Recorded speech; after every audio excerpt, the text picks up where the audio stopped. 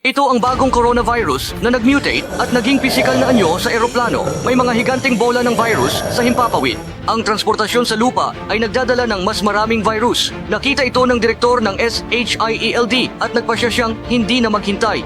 Kinuha niya ang kanyang telepono. Tinawag ang mga superhero mula sa iba't ibang dimensyon.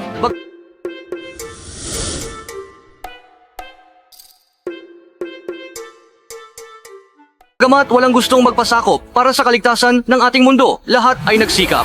Tumating sina Rick at Morty upang tumulong sa kanila. Ang plano ngayon ay sa rehiyon ng Asya. May plano na para puksain ang virus, ngunit ang kapitan naniniwala na kulang ang tao. Para sa layunin ng mga baliw, ito ay napakadali. Siya nagpatawag ng mga duwende, hari ng Black River Empire, Wolverine, Superman at mga espesyal na puwersa, pati na ang Teenage Mutant Ninja Turtles. Flash at si Jack na may baril. Sapat na ang tao, lahat ay natuwa.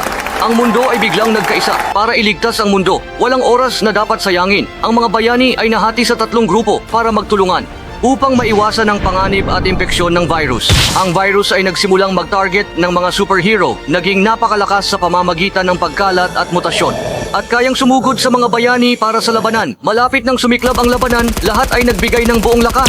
Walang itinatira sa pagbuksan ng virus, ngunit habang lumalaban, lalo pang dumadami ang virus. Hindi ito tuluyang mabuksa. Sa oras na ito, lumipad si Iron Man. Sa himpapawid, nakuha na niya ang bakuna at inilagay ito sa kanyang armor. Layunin ay kopyahin ang bakuna at ipamahagi sa mga superhero sa iba't ibang lugar gamit ang baril. Lahat ng bayani ay nagsikap na makawala sa kontrol ng virus. Kinuha nila ang baril sa lupa. Agad na bumaril sa langit. Hindi nagtagal, naganap ang himala. Sa lugar na narating ng bakuna, walang natirang virus. Bagamat malakas ang virus, basta't mag-ingat at magkaisa tayo. Tiyak na matatalo natin ito.